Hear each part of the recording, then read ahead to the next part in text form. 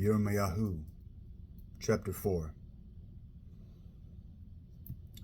Isra'el, if you will return, says Adonai, yes, return to me, and you will banish your abominations from my presence, without wandering astray again.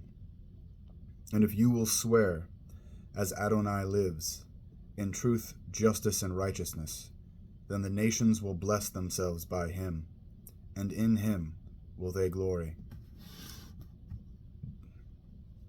For here is what Adonai says to the people of Y'hudah and Yerushalayim: break up your ground that hasn't been plowed, and do not sow among thorns.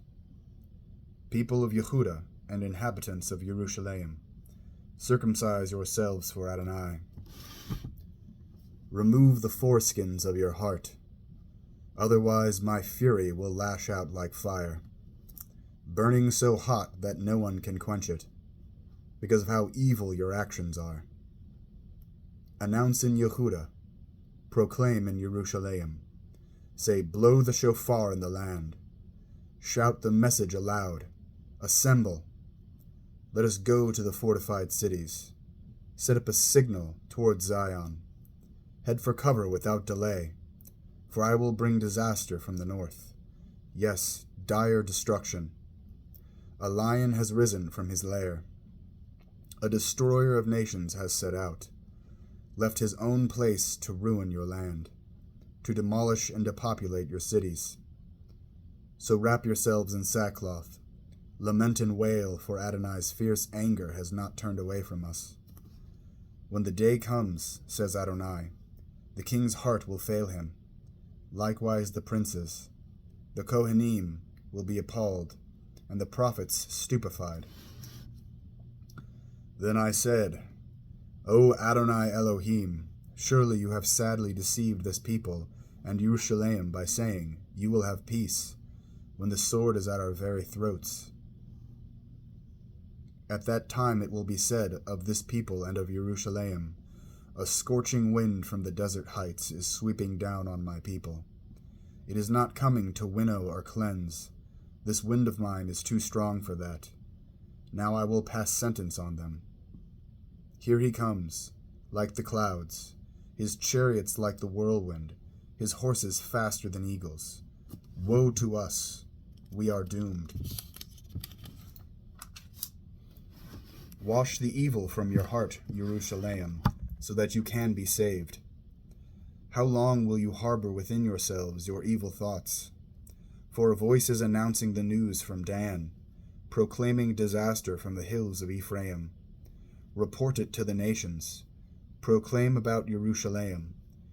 Enemies are coming from a distant country, watching and shouting their war cry against the cities of Y'hudah.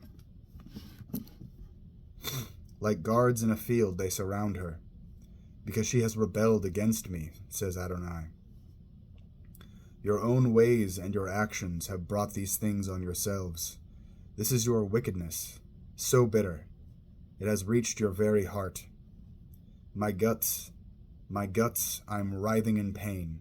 My heart, it beats wildly. I can't stay still, because I have heard the shofar sound. It's the call to war. The news is disaster after disaster. All the land is ruined. My tents are suddenly destroyed. My tent curtains in an instant. How long must I see that signal and hear the shofar sound? It is because my people are foolish. They do not know me. They are stupid children, without understanding, wise when doing evil, but they don't know how to do good. I looked at the land. It was unformed and void. And at the sky, it had no light. I looked at the mountains, and they shook. All the hills moved back and forth. I looked, and there was no human being. All the birds in the air had fled. I looked, and the fertile fields were a desert. All the land's cities were razed to the ground. All the presence of Adonai before his burning anger. For here is what Adonai says: the whole land will be desolate, although I will not destroy it completely. Because of this, the land will mourn, and the sky above be black. For I have spoken, I have decided. I will not change my mind, I will not turn back. At the noise of the horsemen and archers, the entire city flees. Some plunge into thickets, others climb rocks. All cities are deserted. No one lives there. And you, who are doomed to be plundered, what do you mean by putting on crimson, decking yourselves with jewels and gold, enlarging your eyes with eye makeup? You beautify yourself in vain. Your lovers despise you. They seek your life. For I have heard a sound like a woman in labor, in anguish giving birth to her first child. It is the sound of the daughter of Zion, gasping for breath as she spreads her hands.